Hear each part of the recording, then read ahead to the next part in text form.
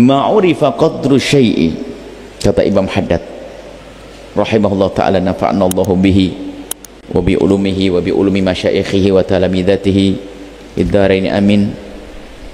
Berkata Imam Haddad, ma'urifa qadru syai'i, tidak bisa diketahui kadarnya sesuatu, tidak ada cara untuk mengetahui kadar sesuatu dengan benar melebihi dengan cara bimithli diddihi, mengetahui lawannya. Kita tahu dingin itu karena kita tahu ada panas. Kadar atau nilainya sehat itu ternyata di saat kita melihat sakit. Mungkin kita biasa saja menganggap ini mata, dan biasa kita lihat tiap hari, biasa saja. Tapi di saat dengar tetangganya operasi mata 50 juta, mikir, ternyata bernilai dong mata saya. Baru setelah ada kakinya kenceng banget, sehat, biasa saja, seolah-olah nggak punya nikmat. Ini kan kurang, orang tidak tahu diri. Baru tahu di saat sakit dia harus operasi, harus ini sampai puluhan juta. Ternyata, atau bukan dia yang sakit, tetangga yang sakit. Maka di saat kita melihat kekurangan itu, seharusnya menjadi sebab kita bisa bersyukur kepada Allah, bukan mensyukuri musibah loh ya. Beda. Di saat, mohon maaf, kita sehat, melihat orang sakit, kita dianjurkan bersyukur, bukan nyukurin dia yang sakit. Nyukurin mah kurang ajar nih, akhlaknya lihat tashmid. Apa mensyukuri orang, syukurin, bukan begitu. Tapi mensyukuri kita tidak diuji oleh Allah dengan musibah tersebut.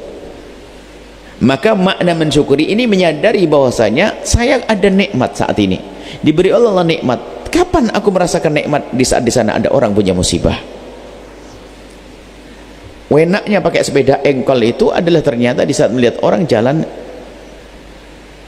berjalan itu nikmat seharusnya. Di saat melihat orang pakai kursi roda, orang pakai kursi roda pun masih bisa bersyukur, ternyata di sana ada orang punya sakit yang sama dengan dia, tidak punya kursi roda. Saya nggak punya kursi roda, itu jalannya pakai kesot. Bagaimana? Di sana ada orang sudah kesot, sakit yang lainnya lagi, jantungnya sakit, masih banyak. Pandai-pandailah melihat nikmat Allah agar kita bisa bersyukur.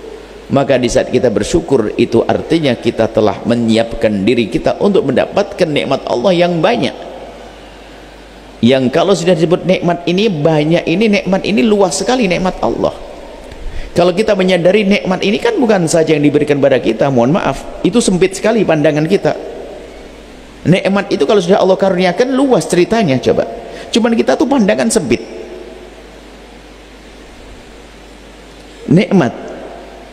Nikmatku, coba di saat anak Anda menjadi anak yang pintar, soleh, sehat, itu nikmat enggak bagi Anda? Nikmat loh, nggak kepikiran. Ternyata nikmat yang diberikan oleh Allah kepada kita, tapi dititipkan di orang lain, jadi nikmat. Begitulah makanya mensyukuri nikmat itu penting. Mensyukuri karunia itu penting. Cari nikmat Allah sebanyak-banyaknya, temukan dalam diri kita nikmat untuk kita bersyukur. Allah sudah berjanji la'azidannakum, Allah akan tambahkan. Kalau kita memikirkan tentang karunia Allah yang Allah berikan pada kita lalu kita bersyukur, ya Allah akan tambahkan nikmat tersebut. Ditambahkan bermacam cara, bukan hanya kepada kita saja, ternyata berikan pada cucu kita, pasangan kita, anak kita, dan sebagainya. Begitu sebaliknya, hati-hati yang tidak pandai mensyukuri nikmat Allah, inna adzabi lasyadid, Allah akan hukum. Hukuman di dunia adalah dia tidak merasakan sebagai nikmat. Loh, nikmat kok tidak dianggap sebagai nikmat? Bukankah itu sakit? Wong nikmat kok tidak dianggap sebagai nikmat? Ini kan dirinya sakit, aneh sekali. Coba saja orang makan es krim, masya Allah enak, katanya nggak bisa makan saya. Kenapa? Kalau saya makan demam, lah tidak enak buat ente. Nikmat kok tidak sebagai nikmat lagi, ada apa ini? Oh, nikmat kok tidak sebagai nikmat. Sehingga di saat kita menyadari nikmat sebagai nikmat, maka di saat kita menyadari nikmat itu nikmat baru lagi dari Allah Subhanahu wa taala. Sehingga kita merenungi nikmat Allah yang banyak, semakin syukur, semakin senang, ridho kepada apa yang Allah berlakukan kepada kita. Sehingga mensyukuri nikmat itu dengan cara merenungi nikmat, karena tidak akan ada syukur kecuali ada kesadaran akan karunia. Dan untuk menyadari akan karunia Allah, merenung. Sehingga dengan kesadaran tinggi akan nikmat Allah, nggak ada nikmat kecil setelah itu. Ternyata semuanya menjadi besar. Dan di saat itulah dia akan menikmati, karena menganggap besar, bernilai. Lah kan begitu. Jadi yang menjadikan kita itu senang karena kita kesadaran akan nilai nikmat tersebut. Orang ngasih cincin kepada kita, cuman karena kita bodoh dipikir wah mengkilat, paling itu kayak mungkin selama ini kita ngerti tetangga kita itu ngambil botol digosok jadi cincin. Jadi cincin itu hanya dari botol yang digosok mengkilat. Ya sudah. Di saat kita dikasih oleh Allah orang cincin, ya paling kayak botol taruh biasa. Tapi setelah ada tukang cincin datang berkata, dari mana kamu dapat cincin? Wah, itu zamrud atau itu apa nama, pokoknya macam-macam. Oh, itu harganya 2 miliar. Baru kaget. Nah, di saat dia menyadari, baru setelah itu ada syukur. Makanya tidak mengerti nikmat, ya sudah lah, lempar sana lempar sini, mengerti. Padahal itu adalah nilainya tinggi. Sehingga merenungi nikmat itu penting agar kita menjadikan bangga. Masa tidak bersyukur kepada suaminya gara-gara lihat itu ada yang nggak dapat, atau suami atau istri.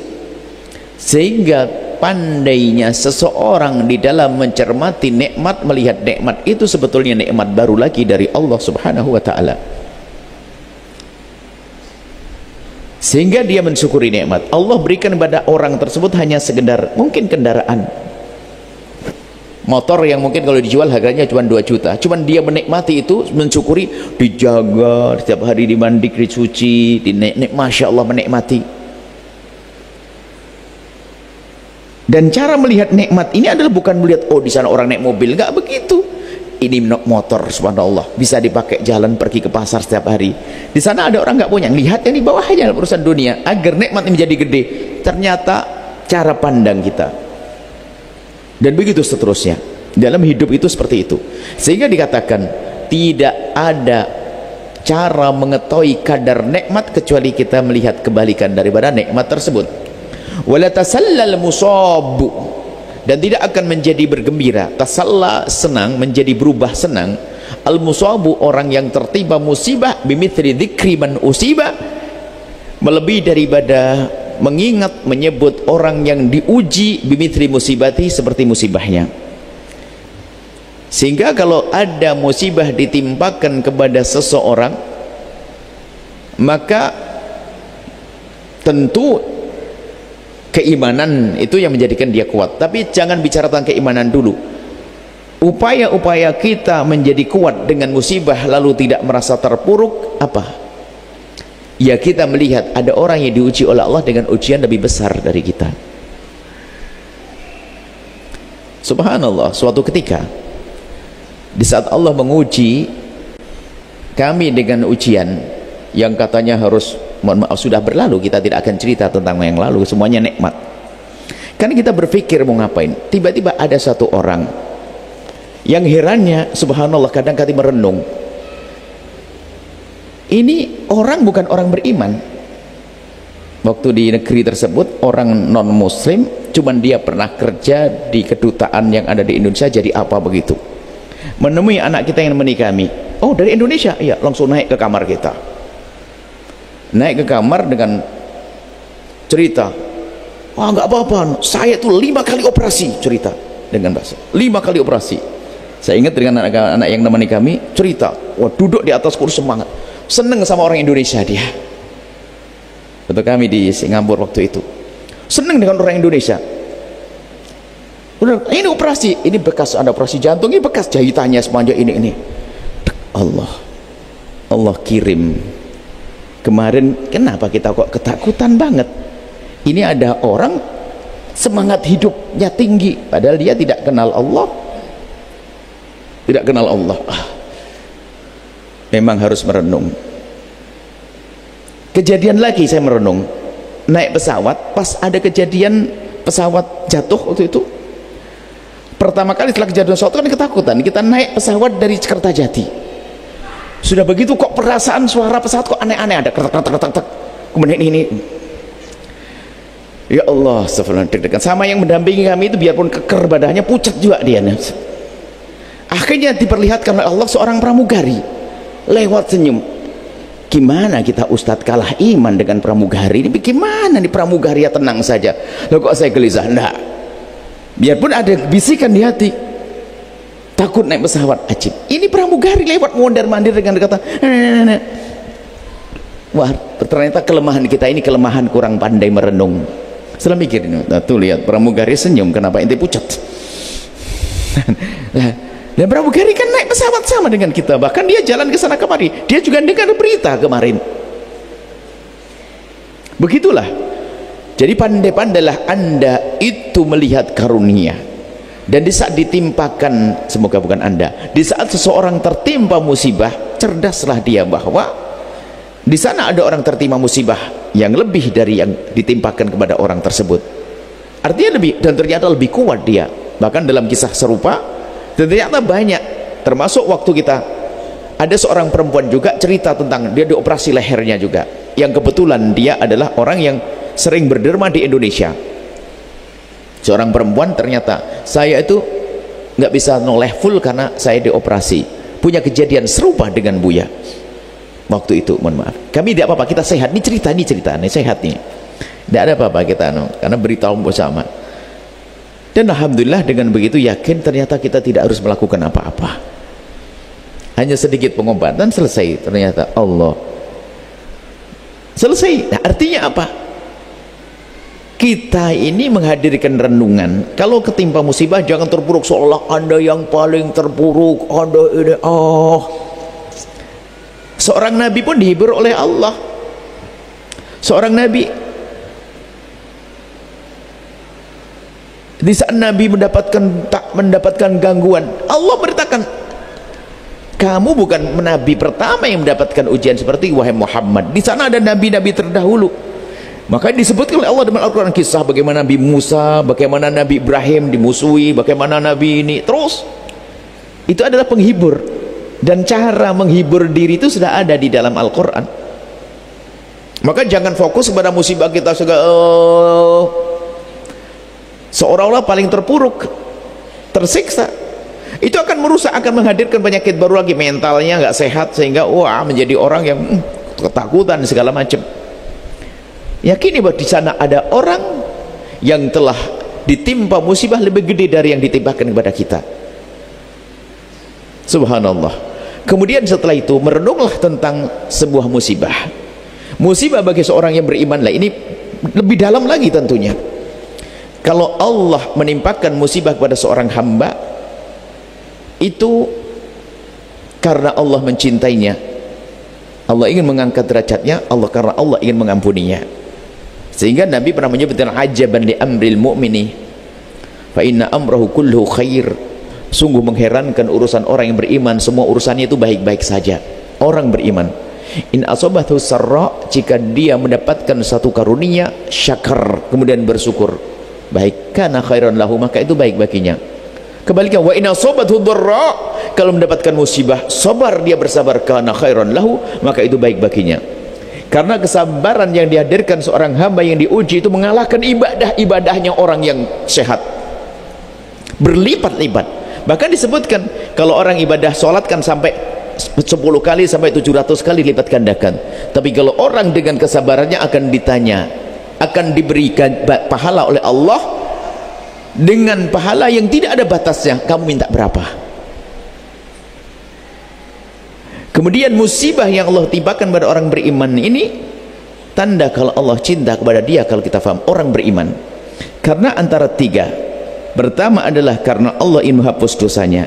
Allah sayang kepada hamba ini, hambaku ini kok banyak dosa, aku tunggu istighfarnya, nggak minta ampun juga, tapi aku sayang pada hambaku ini, aku tidak ingin dia menyiksa, aku tidak ingin menyiksa nanti di akhirat. Dikasih Allah sakit dan dikasih sabar oleh Allah, maka dengan sakitnya terhapus dosanya. Sakit di dunia sesaat, tidak akan sakit lagi di akhirat. Atau hambaku ini baik, dosanya juga sedikit, sudah aku ampuni, tapi ibadahnya kurang hebat biar punya pangkat tinggi. Dikasih Allah sakit untuk naik pangkat. Yang kedua, ingin diangkat tinggi-tinggi pangkatnya oleh Allah. Yang ketiga adalah Allah ingin menyiapkan pahala yang besar untuk hamba yang beriman tersebut, sehingga nanti dikagetkan. Orang-orang yang tertimpa musibah ini kaget di saat masuk surga, lalu bertanya, ini pahala apa ya Allah? Wahai malaikat, ini pahala apa? Pahala apa? Dijawab, ini pahala sakitmu sebulan waktu itu dan kau sabar. Sampai ada yang menyebutkan begini, ada orang berkata, kalau sakitku sebulan saja begini, kenapa aku tidak sakit seumur hidup biar gede lagi? Tapi kita yang hidup nggak boleh ngomong penyesalan yang tidak sesungguh, penyesalan yang bukan merupakan penyesalan ahli surga nanti. Itu adalah urusan kebaikan. Sehingga orang mati syahid pengen hidup lagi, mati syahid lagi, begitu gedenya pahalanya mati syahid. Cuman dalam urusan ini nggak boleh Anda berkata begini, ya Allah sakitkan aku biar aku bahagia lagi, nggak boleh. Jadi kalau dikisahkan nanti di akhirat nanti ada dua orang yang tampak menyesal, menyesalnya bukan karena dia dalam siksa, tidak, merindukan pangkat tinggi lagi. Yang pertama tadi, orang yang ditimpakan kepadanya musibah, ternyata pahala musibahnya sangat gede, kemudian dia berangan-angan kalau seandainya dulu sakit lama kan bisa pahala mendapatkan pangkat lebih tinggi lagi. Yang pertama. Yang kedua adalah ada orang yang diberi oleh Allah karunia banyak, rizki dan sebagainya, kemudian dia bersedekah, ternyata setelah itu tampak betul pahalanya. Ya Allah, ini pahala apa? Ini pahala sedekahmu dulu yang kau berikan 2,5% atau 10% dari hartamu. Wah, gede pahalanya. Seorang hamba berkata, kalau tahu begini ya Allah, aku ingin balik ke dunia, akan aku dermakan semuanya. Nah, kalau ini Anda boleh nyoba. Yang sakit nggak usah minta sok, ya Allah sakitkan aku biar pahala tinggi, nggak, minta yang enak-enak. Tapi urusan sedekah boleh sebelum masuk surga. Sekarang berbuat baik sebanyak-banyak dengan karunia yang Allah berikan, rezeki yang Allah berikan kepada kita, seperti itu. Nah, jadi siapapun yang tertimpa ditimpakan kepadanya musibah, maka sungguhnya itu karena Allah sayang. Maka kalau orang yang tertimpa musibah ternyata disayang Allah, wahai para istri, jika suamimu ada sakit, ada musibah, sering tertimpa musibah, ketahuilah dia disayang oleh Allah. Pegangi erat-erat ya. Di saat dirundung kekurangan, rezekinya susah dan sebagainya, maka ketahuilah itu disayang oleh Allah, tambah pegangi dia. Istrimu yang ternyata sering tertimpa musibah, jangan malah dibuang. Karena apa? Yang tertimpa musibah karena disayang oleh Allah. Sampai suatu ketika dikisahkan, ada seorang perempuan pada zaman Nabi mempunyai seorang suami, dan dia sangat baik dengan suaminya karena menemukan suaminya ini luar biasa, sehingga khidmahnya luar biasa. Sehingga suatu ketika sang istri mengambilkan air minum kepada sang suami. Rupanya sang suami itu ketiduran. Karena ketiduran, sang suami itu setelah bangun, istri masih di depannya dan dilihat sudah berjam-jam. Dek, masih di sini kamu? Iya abang, takut nanti saya pergi abang nyari air, kalau saya tinggal abang nggak tahu. Luar biasa, hebat kau istriku. Baik, kalau begitu aku pengen aku kasih hadiah apa coba? Bang, hadiahnya adalah ceraikan aku. Kenapa? Ya sudah, nggak bisa dong, ayo kita pergi ke Nabi. Akhir berjalan ke tempat baginda Nabi SAW, tiba-tiba di tengah jalan kepleset sang suami sampai kakinya luka dan lumayan sakit. Kemudian kata sang istri, abang sudah balik, tidak usah ke Nabi, sudah nggak jadi, aku minta cerai. Kenapa? Karena aku lihat engkau selama ini kok enak saja, nggak ada ujian bagimu. Aku khawatir kamu tidak dicinta oleh Allah. Tapi baru tadi lihat kau kepleset, aku tahu kau dicintai oleh Allah. Sekarang aku tambah cinta kepadamu. Jadi kalau kena musibah, kalau diberi nikmat terus, jangan-jangan tidak disayang oleh Allah. Bukan berarti kita minta musibah, bukan, minta yang baik dong. Ini beginilah. Jadi kalau ada orang, makanya dekatlah dengan orang-orang yang diuji oleh Allah. Apalagi jangan sampai berbuat zalim, naudzubillah. Kadang kita sering berbuat zalim justru orang-orang yang seperti itu. Bahaya sekali. Orang yang diuji oleh Allah itu disayang oleh Allah, bisa jadi doanya dikabul dan seterusnya. Sampai disebutkan dalam suatu riwayat, innallaha sayansurukum bidu'afaikum, Allah itu akan menolong kalian melalui orang-orang lemah yang ada dalam kehidupan kalian. Makanya istri yang sakit-sakitan, suami yang sakit-sakitan dan sebagainya, itu menjadi sebab Allah memberikan pertolongan kepada anda. Dan husnudzon, mungkin suaminya sakit terus seolah-olah tidak bisa beri nafkah dan sebagainya, Allah sudah berjanji, innallaha sayansurukum bidu'afaikum, Allah akan menolong kalian dengan orang lemah. Jika di rumahmu ada satu orang lemah, ketahuilah bisa jadi akan dibuka rizki segala kebaikan melalui si sakit yang ada di rumahmu. Jangan disia-siakan dia. Mungkin seorang suami bisa jadi ternyata, aku punya suami sakit, gak pernah cari nafkah, gak bisa ngasih nafkah, sakit. Bukankah Allah sudah berjanji Allah akan menolong kalian dengan si lemah? Karena kita pasrah pada Allah, ada jalan, anaknya bisa sekolah, sukses, mencukupi dan seterusnya. Nah, ini innallaha sayansurukum bidu'afaikum, Allah akan menolong kalian. Maka kalau di rumah kita ada orang sakit, mohon maaf, suatu ada seorang ibu menggendong anaknya, berapa? Umur 7 tahun, nggak bisa ngapa-ngapain. Ya kami yakin dengan janji Allah, kalau kau sabar berarti akan dibuka sesuatu yang besar untukmu. Bisa jadi kebaikan kemudian yang Allah berikan untuk saudarinya, saudari-saudari gara-gara ini. Maka jika ada orang lemah di dalam rumahmu, husnudzonlah, itu adalah pertanda kalau Allah akan mengangkat anda. Tapi bisa jadi memang Allah mengangkat kita tanpa sebab apapun, langsung diangkat oleh, akan tapi husnudzon, supaya kita tidak dirundung dengan duka di saat ada musibah yang ditimpakan kepada kita. Semoga tidak ditimpakan, amin. Jika ternyata ada musibah, husnudzonlah bahwa karena Allah ingin mengangkat kita. Kalau kita husnudzon, Allah berfirman dalam hadis qudsi, ana inda dhanni abdi bi, aku tergantung bagaimana hambaku mendugaku. Tapi yang ada adalah, kenapa kok aku kena penyakit lagi? Salah apa saya? Banyak salahmu. Oh, salah apa? Sok banget dia ini. Sudah begitu marah kepada Allah. Dosa apa? Dosa apa? Ente malaikat. Yang benar adalah, tentu karena kesalahanku, semoga Allah mengampuniku. Tentu karena dosaku. Kemudian setelah itu husnudzonlah, tidak ada musibah yang Allah timpakan kepada seorang hamba kecuali karena Allah ingin mengangkatnya. Ibuku sakit, semoga dengan ini Allah mengangkatku. Khidmahlah kepada ibundamu. Ayahku sakit, istriku sakit, suamiku sakit. Semoga Allah memberikan kebaikan kita kepada kita di dunia dan di akhirat. Dan minta jelek nggak boleh loh ya. Jangan sok. Ini berita ini adalah di saat sudah ditimbakan. Tapi nggak boleh kita minta, ya Allah timpakan padaku musibah biar pangkatku tinggi di akhirat. Nggak. Yang benar adalah doa yang diajarkan Allah, Rabbana atina fid dunya hasanah, di dunia kebaikan. Nabi pun dalam doa tidak salah, tapi kurang pas pun juga dikabul. Nabi Yusuf itu coba ngomongnya yang enak, aman. Tapi Nabi Yusuf ngomong, ya Allah, penjara bagiku lebih aku sukai daripada aku ngikuti dia. Oh, masuk penjara beneran? Coba tak usah ngomong itu. Maka jangan sok deh, saya pengen sakit nanti masuk surga tinggi. Sudah dah, ya Allah jadikan saya sehat, cukup rezeki, masuk surga tertinggi, gitu loh.